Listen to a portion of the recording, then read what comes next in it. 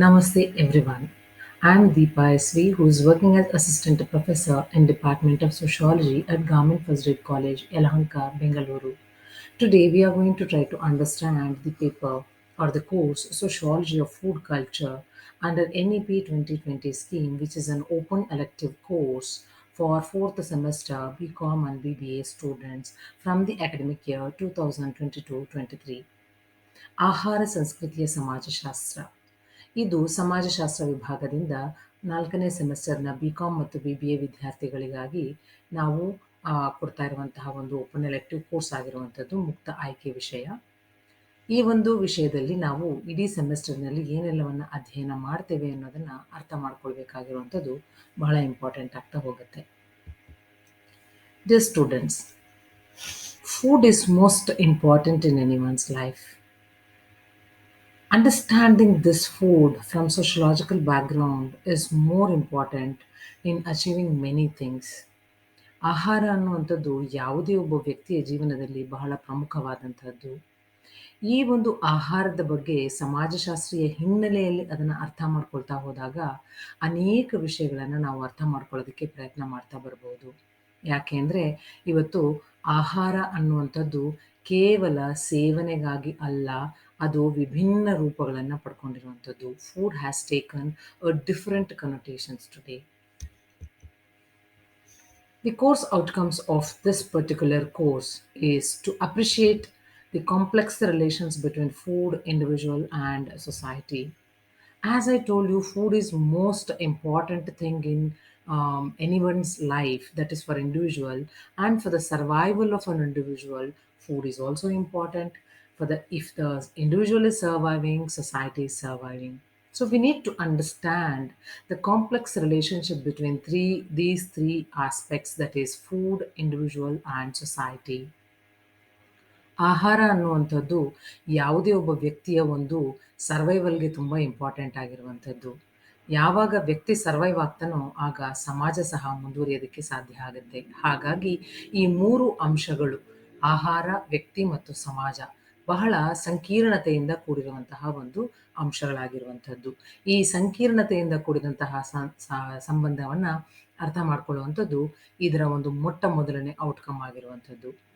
ಎರಡನೇ ವಿಷಯ ಏನು ಅಂತ ಹೇಳಿದ್ರೆ, to understand the evolution of food production and consumption from household to industry. Today we know very well startup business have started even with the food aspects also. Understanding this food as an household product and how it has reached the industry is most important journey over a period of time. This has not taken place in 1 or 2 years. This has taken place for longer time. Hence, we need to understand this concept of evolution of food production and consumption, which started from household and it has reached the industry level as well. Okay. So ಇಂದು ನಾವು ಈ ಒಂದು ಆಹಾರ ಅನ್ನುವಂಥದ್ದು ಇದರ ತಯಾರಿಕೆ ಎಲ್ಲಾಗುತ್ತೆ, ಇದನ್ನು ನಾವು ಎಲ್ಲಿ ಭಕ್ಷಿಸ್ತೀವಿ, ಇದು ನಾವು ಮನೆಯಲ್ಲಿ ಮಾಡುವಂಥದ್ದು. ಆದರೆ ಇವತ್ತು ಮನೆಯಿಂದ ಇದು ಕೈಗಾರೀಕರಣದತ್ತ ಸಹ ಈ ಒಂದು ಅಂಶ ಅನ್ನುವಂಥದ್ದು ರೀಚ್ ಆಗಿರುವಂಥದ್ದು. ಹಾಗಾಗಿ ಇದನ್ನು ಅರ್ಥ ಮಾಡ್ಕೊಳ್ಬೇಕಾಗಿರೋದು ಬಹಳ ಇಂಪಾರ್ಟೆಂಟ್ ಆಗಿರುವಂಥದ್ದು. ಇದರ ಒಂದು ಪ್ರಕ್ರಿಯೆ ಹೇಗಿದೆ, ಆಹಾರದ ತಯಾರಿಕೆ ಮತ್ತು ಅದನ್ನು ಭಕ್ಷಿಸುವಂತಹ ವಿಧಾನಗಳು ಹೇಗೆ, ಎಲ್ಲಿ, ಯಾವ ರೀತಿಯಾಗಿ ಮಾರ್ಪಾಡಾಗಿದೆ ಅನ್ನೋದನ್ನು ನಾವು ತುಂಬ ಇಂಪಾರ್ಟೆಂಟ್ ಆಗಿ ಅರ್ಥ ಮಾಡ್ಕೊಳ್ತಾ ಬರಬೇಕಾಗತ್ತೆ. The third course outcome is to critically understand the relationship between food and risk society. Food is always an enjoyable element, and also it is going to lead or put society into risk under certain circumstances. What is that? How is that? That critical understanding is very much important. ಆಹಾರ ಅನ್ನುವಂಥದ್ದು ನಾವು ಬಹಳ ಸೂಕ್ಷ್ಮತೆಯಿಂದ ನಮ್ಮ ಒಂದು ಉಳಿವಿಗಾಗಿ ನಾವು ಆಹಾರ ತೆಗೆದುಕೊಂಡ್ರೆ, ನಮ್ಮ ಒಂದು ಸಂತೋಷಕ್ಕಾಗಿ ಆಹಾರವನ್ನು ಸ್ವೀಕಾರ ಮಾಡಿದ್ರೆ ಅದು ಸಮಾಜಕ್ಕೆ ಮಾರಕವಾಗಿ ಕೂಡ ಕೆಲವೊಂದು ಸಂದರ್ಭಗಳಲ್ಲಿ ಇಫೆಕ್ಟ್ ಆಗ್ತಾ ಹೋಗುತ್ತೆ. ಹಾಗಾಗಿ ಈ ರೀತಿಯಾದಂತಹ ಒಂದು ಅಂಶವನ್ನು ವಿಮರ್ಶಾತ್ಮಕವಾಗಿ ಅಧ್ಯಯನ ಮಾಡುವಂಥದ್ದು ಬಹಳ ಇಂಪಾರ್ಟೆಂಟ್ ಆಗಿರುವಂತಹ ಒಂದು element. Our story, that is the course structure of this particular course, would like to be described in this format. It comprises of 3 units. Each unit has 3 chapters which are interconnected from one chapter to another chapter in every unit. And we are going to teach this for 39 hours in a semester, where 3 days in a week it will be falling. ಈ ಒಂದು course ಏನಿದೆ, ಮುಕ್ತ ಆಯ್ಕೆ ವಿಷಯ ಪತ್ರಿಕೆ ಏನಿದೆ, ಇದು 3 ಘಟಕಗಳನ್ನು ಹೊಂದಿರುವಂಥದ್ದು. ಪ್ರತಿಯೊಂದು ಘಟಕದಲ್ಲೂ 3 ಅಧ್ಯಾಯಗಳು ಇರುವಂಥದ್ದು. ಪ್ರತಿಯೊಂದು ಅಧ್ಯಾಯ, ಪ್ರತಿಯೊಂದು ಘಟಕವು ಒಂದಕ್ಕೆ ಮತ್ತೊಂದು ಸಂಬಂಧಿತವಾಗಿರುವಂಥದ್ದು, ಪರಸ್ಪರ ಸಂಬಂಧಿತವಾಗಿರುವಂಥದ್ದು. ವಾರದಲ್ಲಿ 3 ದಿನ ಈ ಒಂದು ವಿಷಯವನ್ನು ನಾವು ಪಾಠ ಮಾಡ್ತೇವೆ. ಸೆಮೆಸ್ಟರ್‌ನಲ್ಲಿ 39 ಗಂಟೆಗಳ ಕಾಲ ನೀವು ಇದನ್ನ ವಿಷಯವನ್ನ ಕೇಳ್ತಾ ಬರ್ತೀರಾ. 60 marks are there for the semester end examination from university. 40 marks internal assessment marks are there, based on variety of academic activities like writing a food blog or preparing food of different styles and creating videos, preparing charts and presenting seminars in the class, etc., etc. Whichever a new innovative idea that you can come up with, we will try to implement in the department. 60 ಅಂಕಗಳಿಗೆ ನೀವು ಎಕ್ಸಾಮನ್ನು ಬರೀತೀರಾ. ಇದು descriptive ಆಗಿರುತ್ತೆ. 2, 5, 10 ಅಂಕಗಳಿಗೆ ಒಳಗೊಂಡಿರುತ್ತೆ. 40 ಅಂಕಗಳು ಆಂತರಿಕ ಅಂಕಗಳಾಗಿ ಮಾರ್ಪಾಡಾಗಿರುವಂಥದ್ದು. ಇದರಲ್ಲಿ ನೀವು ಅನೇಕ ರೀತಿಯ ಒಂದು ಚಟುವಟಿಕೆಗಳನ್ನು ಮಾಡೋದ್ರ ಮೂಲಕ 40 ಅಂಕಗಳನ್ನು ನೀವು ಪಡ್ಕೊಳ್ಳೋದಕ್ಕೆ ಅರ್ಹರು ಇರ್ತೀರಿ. Now let us try to jump on to the uh, syllabus that we are talking about. Unit 1 is introduction, where we are going to study about the sociological nature of food and eating. ಆಹಾರವನ್ನು ಭಜಿಸುವಂತಹದ್ದು, ಅದರ ಸ್ವರೂಪ ಹೇಗಿದೆ ಅನ್ನುವಂಥದ್ದನ್ನು ಸಮಾಜಶಾಸ್ತ್ರೀಯ ದೃಷ್ಟಿಕೋನದಿಂದ ಅರ್ಥ ಮಾಡಿಕೊಳ್ಳುವಂಥದ್ದು. ಇಲ್ಲಿ ನಾವು ಪವಿತ್ರ ಮತ್ತು ನಿಷೇಧಿತ ಆಹಾರಗಳು ಅಂತ ಹೇಳ್ತಾ ಬರ್ತೇವೆ. ಈ ಪವಿತ್ರ ಮತ್ತು ನಿಷೇಧಿತ ಆಹಾರಗಳು ಯಾವುದೇ ಒಂದು ಧರ್ಮ ಮತ್ತು ಸಂಸ್ಕೃತಿಯ ಆಧಾರದ ಮೇಲೆ ನಿರ್ಧಾರಿತವಾಗ್ತಾ ಹೋಗುತ್ತೆ. ಅದನ್ನು ನಾವು ಅರ್ಥ ಮಾಡ್ಕೊಳ್ಬೇಕಾಗತ್ತೆ. ಆಹಾರ, ಸಾಮಾಜಿಕತೆ ಮತ್ತು ಸಾಮಾಜಿಕ ಬದಲಾವಣೆ. ನಾವು ಯಾವ ರೀತಿಯ ಆಹಾರವನ್ನು ಸ್ವೀಕಾರ ಮಾಡ್ತೇವೆ ಅನ್ನೋದ್ರ ಮೇಲೆ ಸಹ ನಮ್ಮ ಸಾಮಾಜಿಕತೆ ಬಹಳ ಇಂಪಾರ್ಟೆಂಟ್ ಆಗಿ ಡಿಪೆಂಡ್ ಆಗಿರುತ್ತೆ. ಅದೇ ರೀತಿಯಲ್ಲಿ ನಾವು ಯಾವ ರೀತಿಯ ಸಾಮಾಜಿಕ ಬದಲಾವಣೆಯನ್ನು ನಮ್ಮ ಜೀವನದಲ್ಲಿ ಅಳವಡಿಸ್ಕೊಂಡು ಬದಲಾಗುತ್ತಿರುವ ಸಮಾಜದಲ್ಲಿ ನಾವು ಹೇಗೆ ಅಂತರ್ಗತವಾಗ್ತೇವೆ ಅನ್ನೋದು ಕೂಡ ನಾವು ಇಲ್ಲಿ ಅಧ್ಯಯನ ಮಾಡ್ತಾ ಬರಬೇಕಾಗುತ್ತೆ. The eating of food, eating everything is to be understood from sociological point of view. The nature of food, nature of eating depends upon a particular type of a religion or culture. Hence, based on religion and culture, we have the types of food that is sacred and taboo foods, which are those we have to try to understand in this chapter. There is a close relationship between food, sociability, and social change that we are going to try to understand in this concept of in this chapter, that is sociological nature of food and eating. In the second unit, we are going to try to chapter we are going to try to understand the determinants of food consumption. See, we are not going to eat food however we want or whatever we want. We have certain aspects as to why should I eat this particular food only. Hence, we are going to concentrate on the types of food as well. There, we are going to concentrate on 4 types of foods, that is vegetarian, non-vegetarian, vegan, and flexitarian. There is a slight difference between vegetarian, non-vegetarian, vegan, and flexitarian. We are going to try to understand each and everything from different angles and from sociological perspective as well. ಆಹಾರ ಸೇವನೆಯ ನಿರ್ಧಾರಕಗಳನ್ನು ಯಾವ್ಯಾವುದು ಹೇಗೆ ಅನ್ನೋದನ್ನ ಅರ್ಥ ಮಾಡ್ಕೊಳ್ಳೋದಕ್ಕೆ ಪ್ರಯತ್ನ ಮಾಡುವಂಥದ್ದು. ಯಾಕೆ ಅಂತ ಹೇಳಿದ್ರೆ, ಆಹಾರ ಸೇವನೆ ಅನ್ನುವಂಥದ್ದು ವ್ಯಕ್ತಿಯ ಇಷ್ಟ అయిಷ್ಟದ ಮೇಲೆ, ಪರಿಸ್ಥಿತಿಯ ಮೇಲೆ ನಿರ್ಧಾರಿತವಾಗ್ತಾ ಹೋಗುತ್ತೆ.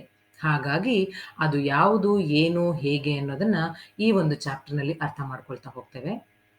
ಹಾಗೇನೇ ಆಹಾರದ ವಿಧಗಳು ಯಾವ್ಯಾವುದು ಅನ್ನೋದನ್ನು ಸಹ ನಾವು ಅರ್ಥ ಮಾಡ್ಕೊಳ್ತಾ ಹೋಗ್ಬೇಕಾಗತ್ತೆ. ಸಸ್ಯಾಹಾರ, ಮಾಂಸಾಹಾರ, ಶಾಕಾಹಾರ, ನಮ್ಯಾಹಾರಗಳು. ನಮಗೆ ಬಹಳ ರೆಗ್ಯುಲರ್ ಆಗಿ ಗೊತ್ತಿರುವಂಥದ್ದು ಸಸ್ಯಾಹಾರ, ಮಾಂಸಾಹಾರ. ಹಾಗಾದರೆ ಈ ಶಾಕಾಹಾರ ಅಂದರೆ ಏನು? ನಮ್ಯಾಹಾರಗಳು ಅಂದರೆ ಏನು? ಇವುಗಳನ್ನು ನಾವು ಈ ಒಂದು ಚಾಪ್ಟರ್ ಅಧ್ಯಯನ ಮಾಡ್ತಾ ಇರಬೇಕಾದ್ರೆ ಅರ್ಥ ಮಾಡ್ಕೊಳ್ಳೋದಕ್ಕೆ ಪ್ರಯತ್ನ ಮಾಡೋಣ. ನಮ್ಮಲ್ಲಿ ಈ 4 ಪ್ರಕಾರಕ್ಕೆ ಸೇರಿದಂತಹ ಆಹಾರವನ್ನು ಭುಜಿಸುವಂತಹ ವ್ಯಕ್ತಿಗಳು ಖಂಡಿತವಾಗ್ಲೂ ಇದ್ದೇ ಇರ್ತಾರೆ. In Unit 2, Unit 1, Chapter 3, we are going to try to understand the local food cultures and the taste for exotic. We have different kinds of food practices in the local areas. When we say local, it is every region that we are talking about, whether it is a metropolitan city, whether it is a smart city, or whether it is a local village, or whether it is a remote village, or a village, a city, a town, anything it could be. Hence, we have to try to understand the local food cultural practices and why do we, or what kind of the food that we are taking for different kind of tastes. ಸ್ಥಳೀಯ ಆಹಾರ ಸಂಸ್ಕೃತಿಗಳನ್ನ ನಾವು ಅರ್ಥ ಮಾಡ್ಕೊಳ್ಳೋದಕ್ಕೆ ಪ್ರಯತ್ನ ಮಾಡಬೇಕು. ಯಾಕೆ ಅಂದ್ರೆ ಸ್ಥಳೀಯ ಅನ್ನುವಂತಹ ಪದವನ್ನ ನಾವು ಬಳಕೆ ಮಾಡಿದಾಗ ಅದು ಕೇವಲ ಯಾವುದೋ ಒಂದು ರಿಮೋಟ್ ಏರಿಯಾಗೆ ಸಂಬಂಧಿಸಿದುದು ಅಂತ ಅಲ್ಲ.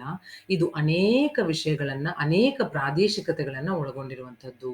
ಅದು ಸ್ಮಾರ್ಟ್ ಸಿಟಿ ಆಗಿರ್ಬೋದು, ಮೆಟ್ರೋಪಾಲಿಟನ್ ಸಿಟಿ ಆಗಿರ್ಬೋದು, ಗ್ರಾಮೀಣ ಪ್ರದೇಶ ಆಗಿರ್ಬೋದು, ರೀಚ್ ಆಗದಲೇ ಇರುವಂತಹ ಒಂದು ರಿಮೋಟ್ ಏರಿಯಾ ಆಗಿರ್ಬೋದು, ಯಾವುದೇ ಆಗಿರ್ಬೋದು.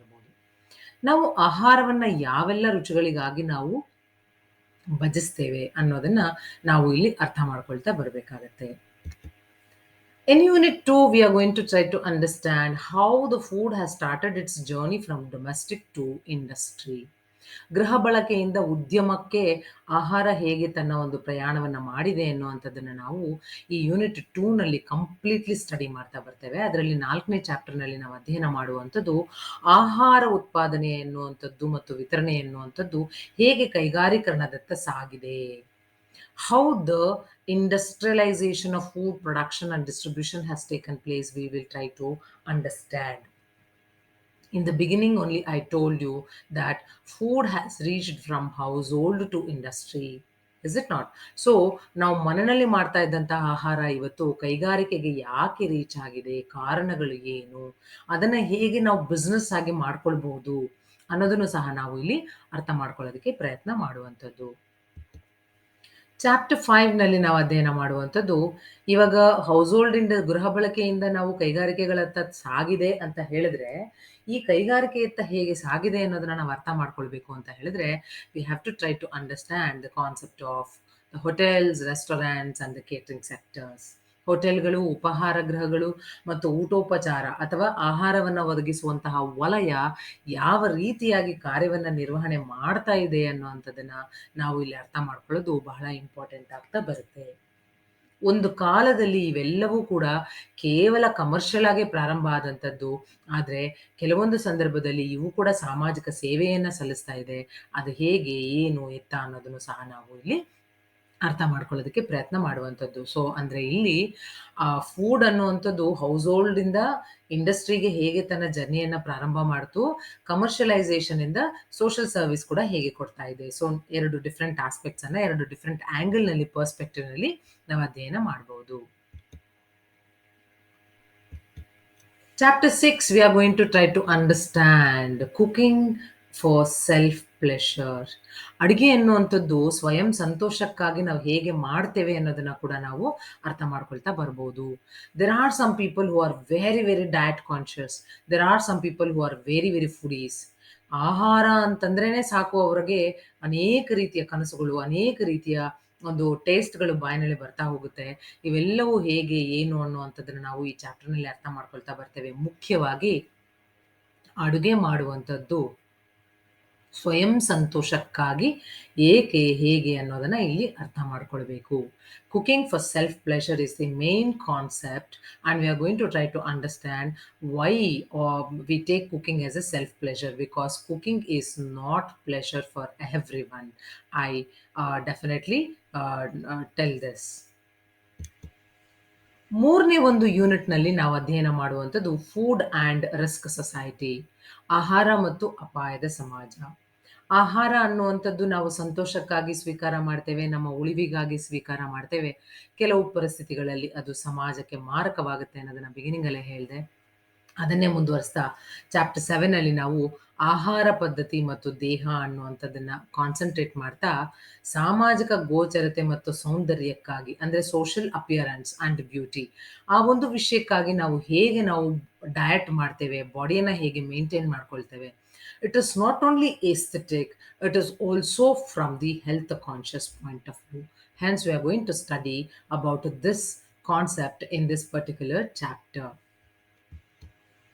In the chapter 8, we are going to try to understand about the consumption and patterns of consumption and reasons from global perspective as well. ಜಾಗತಿಕ ಅವಲೋಕನದಿಂದ ನಾವು ಸೇವನೆಯ ಮಾದರಿಗಳು ಮತ್ತು ಅದರ ಕಾರಣಗಳನ್ನು ಅರ್ಥ ಮಾಡ್ಕೊಳ್ಳೋದಕ್ಕೆ ಪ್ರಯತ್ನ ಮಾಡುವಂಥದ್ದು. ಅದರಲ್ಲಿ ನಾವು ಮುಖ್ಯವಾಗಿ ಕಾನ್ಸಂಟ್ರೇಟ್ ಮಾಡಬೇಕಾಗಿರುವಂಥದ್ದು ಅತಿಯಾಗಿ ತಿನ್ನುವುದು, ಕಡಿಮೆಯಾಗಿ ತಿನ್ನುವುದು, ಹಸಿವು. ಈ ಮೂರು ಅಂಶಗಳ ಮೇಲೆ ಸ್ವಲ್ಪ ಬೆಳಕನ್ನು ಚೆಲ್ಲಬೇಕಾಗತ್ತೆ.